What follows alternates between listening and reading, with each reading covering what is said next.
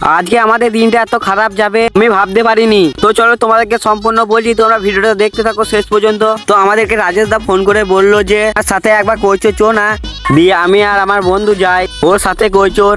আর আমরা আদিবাসী পাড়াটা পেরিয়ে এসে দেখি এই রাস্তাটা প্রচুর কাদা, যাওয়া যাচ্ছিল না কো, গাড়িটা প্রচুর স্লিপ মারছিল কাদায়। আগে জানলে এইদিকে আমরা আসতাম না কো, আগের দিন রাতে জল হয়েছিল বলে এই রাস্তাটা এত কাদা হয়েছে।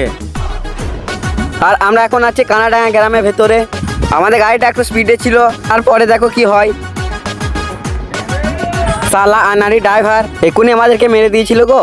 আরে দাঁড়া, ওখানে শেষ নেই, নতুন গ্রামে আবার একটা হাঁস মরে যেত। সালা জোর গাড়ি চালাইছে, একটু মরণে ভয় নাই গো। আরে আমাদের না, হাঁসটার।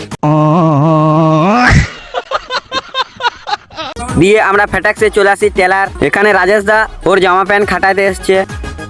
আমরা কৈচর থেকে বাড়ি আসছিলাম আর দেখি রাস্তায় 4-5টা হনু বসে আছে। তো হনুরা ওখানে বসে থাক। আর আজকের এই মিনি ব্লগ ভিডিওটা এই পর্যন্ত।